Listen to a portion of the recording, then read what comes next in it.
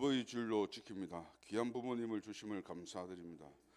내 부모를 공경하라 명령하신 주님의 말씀을 저희들은 입에서만 맴돌 뿐 가슴에 새기지 않았음을 고백합니다. 육신의 부모님을 통하여 저희들을 이 땅에 보내주시고 그 부모님들이 저희를 기르시고 성장하게 하시느라 고생을 하셨는데 우리가 그 은혜를 자주 잃어버립니다. 기쁨으로 감사드려야 할 부모님께 근심과 눈물을 들은 것을 용서하여 주옵소서. 고르반이라고 하지 말게 하옵소서. 하나님의 것은 하나님께, 부모의 것은 부모님께 하게 하옵소서. 주님을 섬기는 마음으로 육신의 부모님께 효도하기를 힘쓰는 저희들을 되기를 원합니다. 저희의 육신을 낳고 길러주신 어버이가 계시지만 효도하는 일에 인색했던 저희들을 용서하여 주시옵소서. 우리가 부모된 자들이 먼저 자식을 낳으시고 길러주신 부모님을 정성과 사랑으로 우리들을 자녀들을 잘 양육할 수 있는 지혜와 본을 허락하여 주옵소서. 우리들이 먼저 부모님을 잘 섬기며 공경하며 순종하는 모범을 보일 수 있도록 도와주시옵소서. 특히 예수 그리스도를 아이에게 유산으로 남겨서 주의 복을 받는 자녀들이 되게 하옵소서. 연로하신 어르신들에게 천국을 사모하는 마음을 예수 그리스도의 이름으로 주시며 성도들이 서로 섬기며 사랑하게 하여 주시옵소서. 오늘도 목사님을 통하여 주의 말씀을 듣습니다. 말씀을 대연하시는 목사님께 성령의 충만함을 주시옵소서. 목사님 가정의 행복과 건강함과 강건한 몸과 마음으로 하나님 말씀을 대변하는 청지기의 역할을 잘할 수 있도록 도와주시옵소서. 예배를 주관하시는 성령님께 시간을 맡겨오니 주님께서 영광 받으시고 우리의 예배를 받아 주시옵소서. 모든 성도들이 예배를 통하여 갓난아이부터 노인까지 주님의 은혜가 충만하게 임하소서. 예배의 시간을 성령님께서 인도하여 주실 줄 믿사오며 우리의 왕이시며 주인 되신 예수 그리스도의 이름으로 기도합니다. 아멘.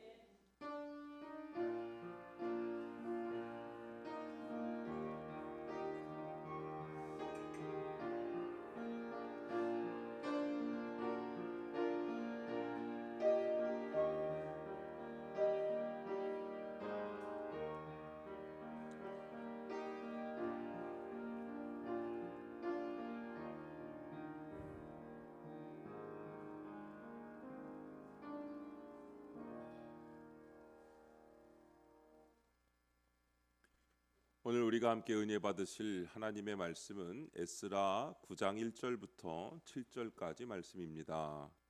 하나님의 말씀을 찾으시면 다 일어나셔서 한 목소리로 읽겠습니다. 이 일 후에 방백들이 내게 나와 이르되 이스라엘 백성과 제사장들과 레위 사람들이 이 땅 백성들에게서 떠나지 아니하고 가나안 사람들과 헷 사람들과 브리스 사람들과 여부스 사람들과 암몬 사람들과 모압 사람들과 애굽 사람들과 아모리 사람들의 가증한 일을 행하여 그들의 딸을 맞이하여 아내와 며느리로 삼아 거룩한 자손이 그 지방 사람들과 서로 섞이게 하는데 방백들과 고관들이 이 죄에 더욱 으뜸이 되었다 하는지라. 내가 이 일을 듣고 속옷과 겉옷을 찢고 머리털과 수염을 뜯으며 기가 막혀 앉으니 이에 이스라엘의 하나님의 말씀으로 말미암아 떠는 자가 사로잡혔던 이 사람들의 죄 때문에 다 내게로 모여오더라. 내가 저녁 제사 드릴 때까지 기가 막혀 앉았더니 저녁 제사를 드릴 때에 내가 근심 중에 일어나서 속옷과 겉옷을 찢은 채 무릎을 꿇고 나의 하나님 여호와를 향하여 손을 들고 말하기를 나의 하나님이여 내가 부끄럽고 낯이 뜨거워서 감히 나의 하나님을 향하여 얼굴을 들지 못하오니 이는 우리 죄악이 많아 정수리에 넘치고 우리 허물이 커서 하늘에 미침이니이다. 우리 조상들의 때로부터 오늘까지 우리의 죄가 심하매 우리의 죄악으로 말미암아 우리와 우리 왕들과 우리 제사장들을 여러 나라 왕들의 손에 넘기사 칼에 죽으며 사로잡히며 노략을 당하며 얼굴을 부끄럽게 하심이 오늘날과 같으니이다. 아멘. 앉으시면서 잘 오셨습니다. 반갑습니다. 축복합니다.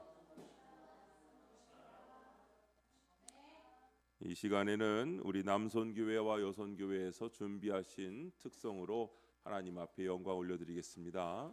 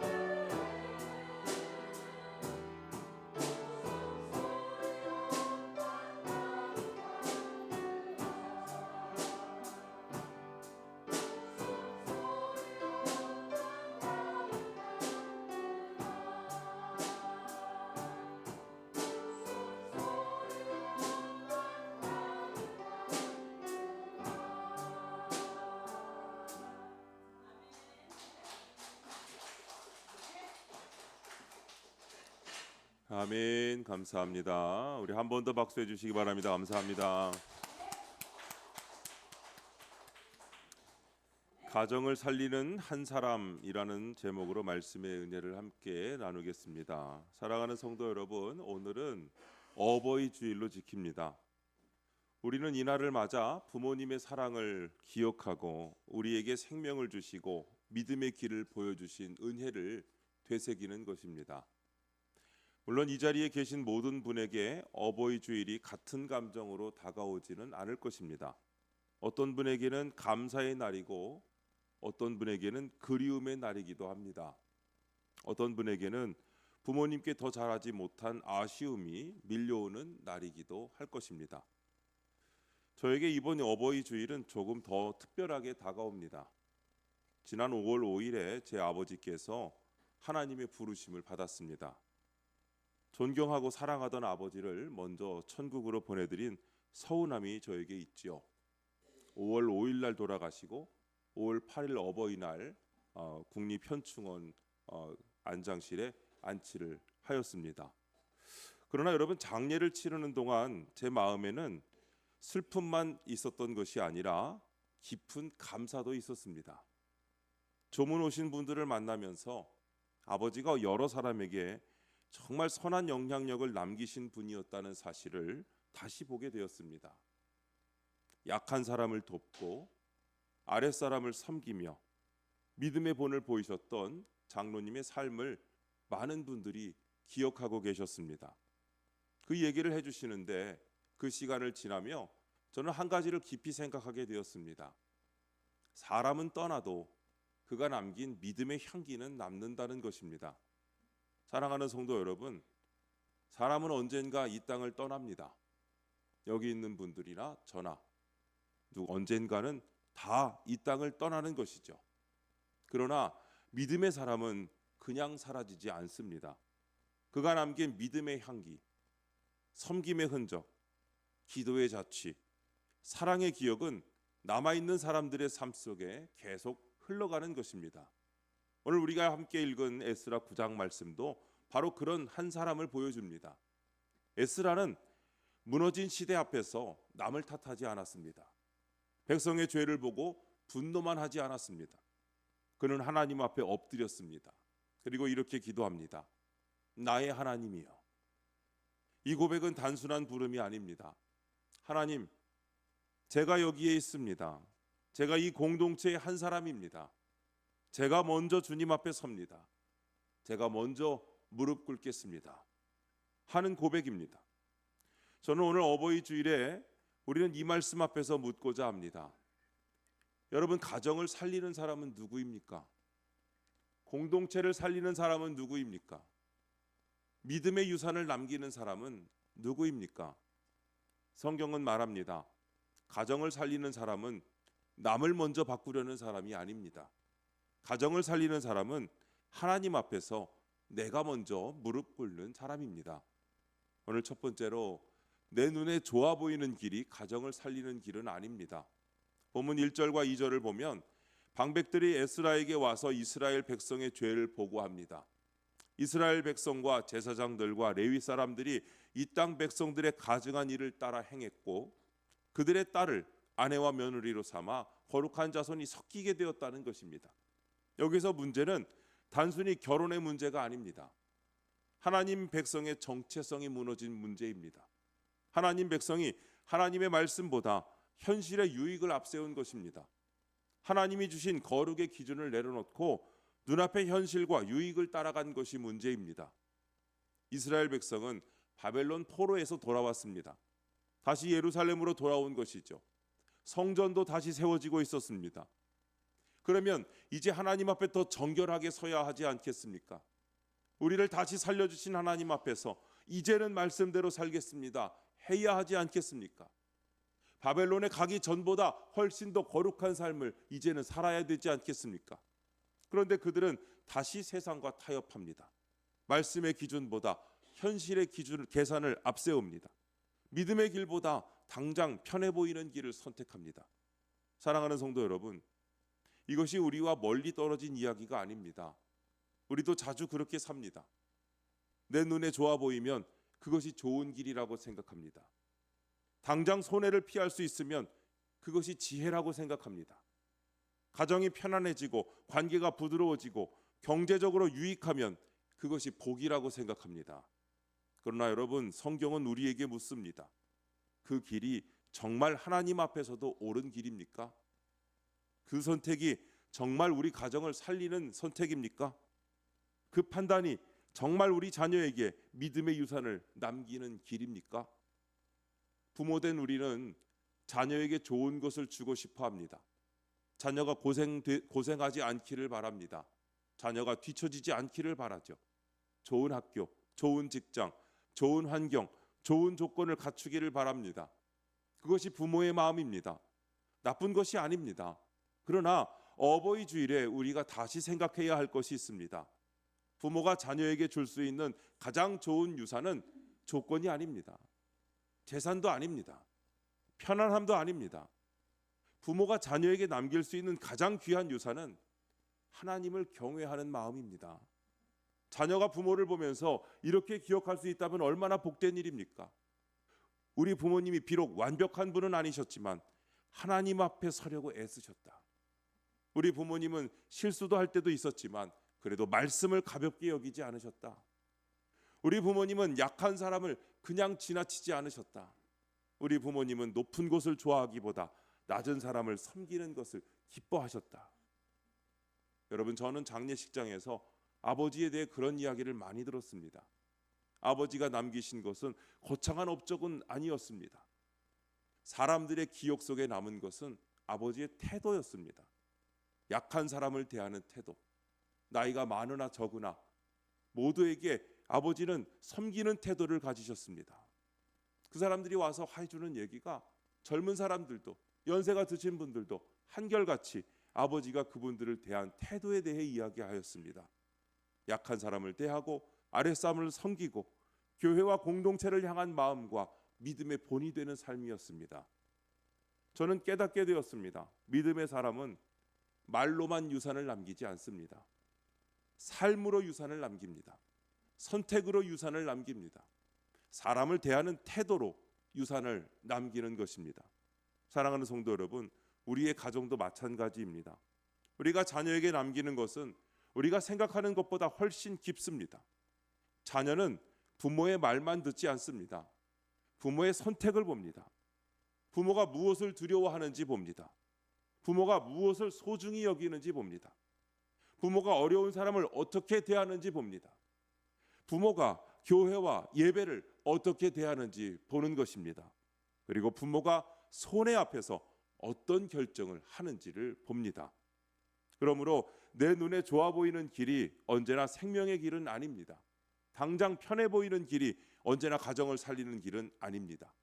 가정을 살리는 길은 말씀의 길입니다. 믿음의 유산을 남기는 길은 하나님의 기준을 붙드는 길입니다. 오늘 주님은 우리에게 말씀하십니다. 내 소견에 좋은 길을 내려놓아라. 네 계산에 유리한 길만 붙들지 말아라. 내가 기뻐하는 길을 선택해라 하십니다. 비록 그 길이 당장 손해처럼 보여도 하나님이 기뻐하시는 길이 결국 우리의 가정을 살리는 줄로 믿습니다. 비록 그 길이 돌아가는 길처럼 보여도 말씀의 길이 결국 자녀를 살리고 공동체를 살린다는 것을 여러분 기억하시기 바랍니다. 두 번째로, 가정을 살리는 사람은 남 탓보다 자기 죄를 먼저 봅니다. 본문 3절을 보면 에스라는 이 소식을 듣고 속옷과 겉옷을 찢고 머리털과 수염을 뜯으며 기가 막혀 앉아 있습니다. 그런데 여러분, 에스라가 죄를 지은 당사자입니까? 본문상으로 보면 그렇지가 않습니다. 죄를 범한 사람들은 백성과 지도자들이었습니다. 그런데 에스라는 그 소식을 듣고 남을 비난하는 자리에 서지 않았습니다. 그는 먼저 하나님 앞에 애통합니다. 우리는 여기서 매우 중요한 영적 태도를 배웁니다. 에스라는 죄를 가볍게 여기지 않았습니다. 그러나 동시에 죄인을 정죄하는 자리로 가지도 않았습니다. 그는 하나님 앞에 엎드리는 자리로 갔습니다. 사랑하는 성도 여러분, 가정의 문제도 그렇습니다. 가정 안에 문제가 생기면 우리는 본능적으로 원인을 찾습니다. 그리고 대개 그 원인을 다른 사람에게서 찾습니다. 저 사람만 변하면 우리 집이 편할 텐데, 우리 자녀만 정신 차리면 될 텐데, 우리 부모님이 조금만 달라지셨으면 좋겠는데, 내 배우자가 저렇게 말하지만 않으면 내가 이렇게까지 화내지 않을 텐데. 여러분, 물론 실제로 상대의 잘못이 있을 수도 있습니다. 억울한 일이 있을 수도 있습니다. 내가 다 잘못했다는 뜻이 아닙니다. 그러나 말씀 앞에 선 사람은 거기서 멈추지 않습니다. 성도는 남의 죄를 보는 데서 끝나지 않고 하나님 앞에서 내 마음을 먼저 봅니다. 주님, 이 일 속에서 제가 보아야 할 제 죄는 무엇입니까? 주님, 제가 회개해야 할 교만은 무엇입니까? 주님, 제가 가정 안에서 믿음의 본을 보이지 못한 자리는 무엇입니까? 이 질문을 할 수 있는 사람이 가정을 살리는 사람입니다. 에스라에게 모여든 사람들은 어떤 사람들이었습니까? 본문 4절에 보니까 하나님의 말씀으로 말미암아 떠는 자들이 에스라에게 모여왔다고 말합니다. 무너진 시대에도 소망은 있었습니다. 하나님의 말씀 앞에서 떠는 사람들이 있었기 때문입니다. 죄를 보며 애통하는 한 사람이 있었고 그 한 사람 곁으로 말씀을 두려워하는 사람들이 모여들었습니다. 여러분, 가정도 그렇습니다. 한 사람이 먼저 말씀 앞에서 떨면 그 가정에는 소망이 있습니다. 한 사람이 먼저 회개하면 회복의 문이 열리는 줄로 믿습니다. 한 사람이 먼저 무릎 꿇으면 그 기도가 가정 안에 흐르기 시작하는 것입니다. 특별히 어버이 주일에 부모된 분들에게만 무거운 짐을 지우고 싶지는 않습니다. 부모님은 연약하죠. 부모도 실수합니다. 부모도 상처가 있습니다. 부모도 울 곳이 필요합니다. 자녀들도 마찬가지입니다. 자녀들도 부모를 이해하지 못하고 원망할 때가 많습니다. 배우자도 서로의 짐을 다 알지 못할 때가 많습니다. 그래서 가정은 누가 더 옳은지를 증명하는 법정이 되어서는 안 됩니다. 가정은 함께 하나님 앞에 서는 예배의 자리가 되어야 합니다. 부모는 자녀 앞에서 완벽한 척할 필요가 없습니다. 오히려 부모가 하나님 앞에서 겸손히 서는 모습을 보여주는 것이 더 큰 믿음의 교육입니다. 아버지도 부족하다. 어머니도 부족하다.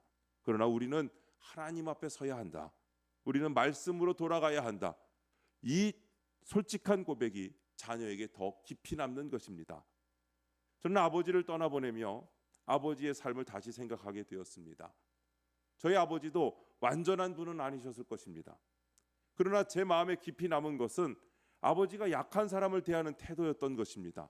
사람을 위아래로 나누기보다 섬김의 대상으로 보신 겁니다. 믿음의 사람으로서 교회와 이웃을 사랑하려고 하셨던 바로 그 모습입니다. 그 모습이 제 안에 남아있고 그 모습이 제 안에 존경으로 남아있습니다. 사랑하는 성도 여러분, 저는 이것이 믿음의 본이라고 생각합니다. 믿음의 본은 완벽한 것이 아닙니다.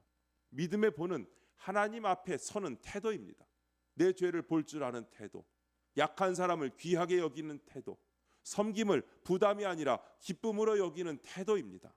가정을 살리는 사람은 목소리가 큰 사람이 아닙니다. 가정을 살리는 사람은 항상 옳은 말을 하는 사람도 아닙니다.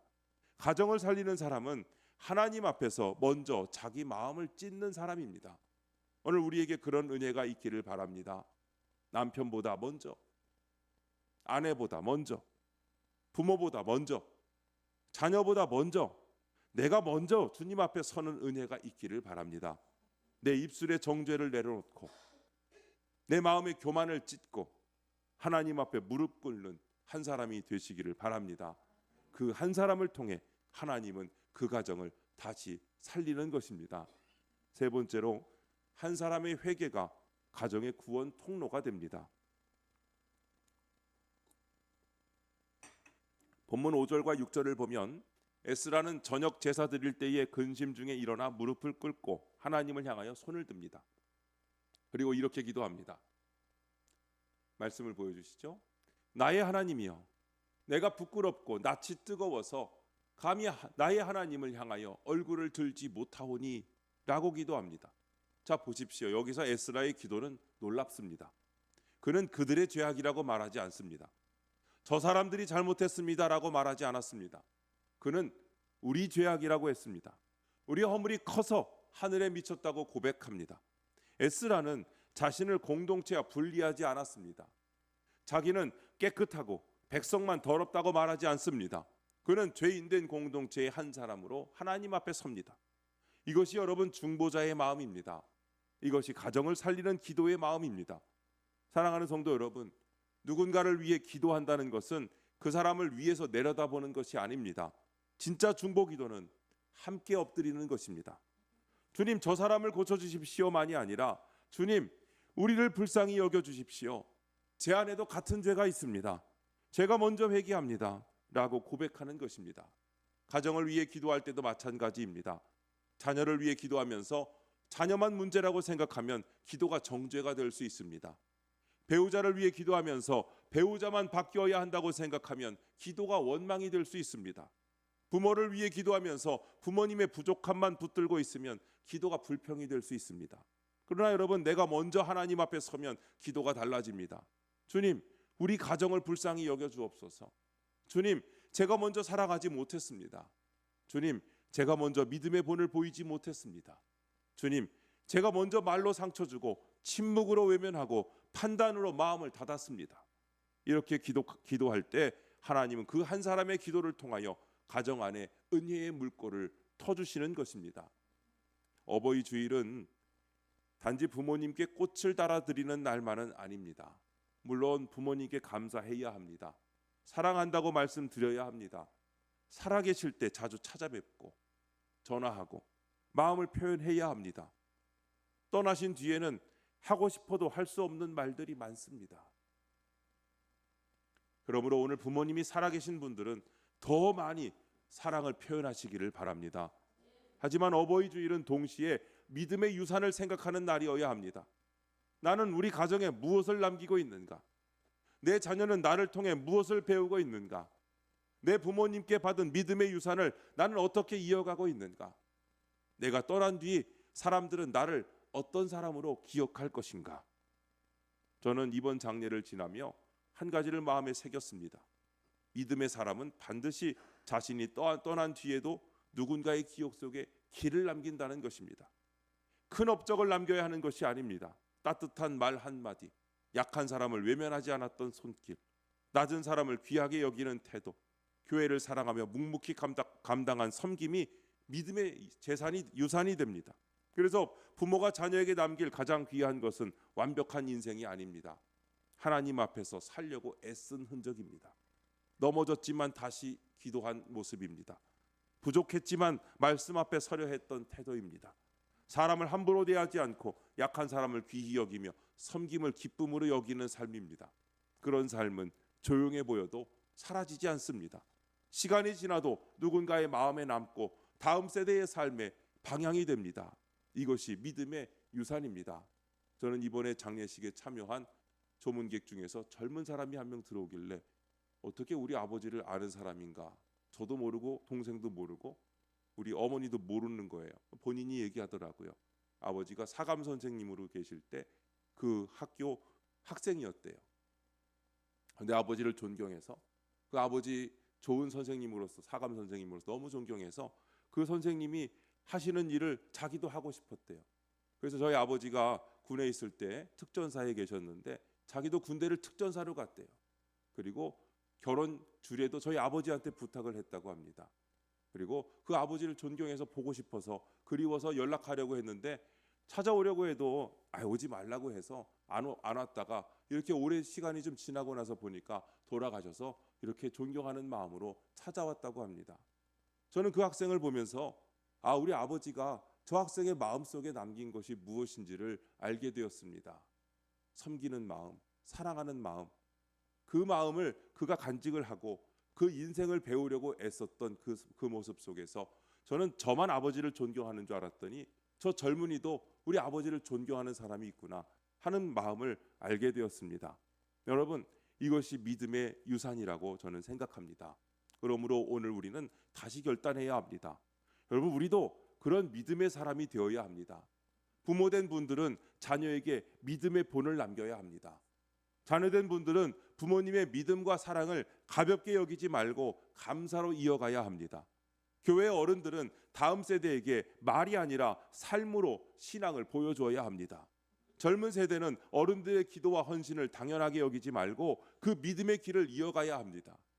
에스라 한 사람이 무릎 꿇었을 때 말씀을 두려워하는 자들이 모였습니다.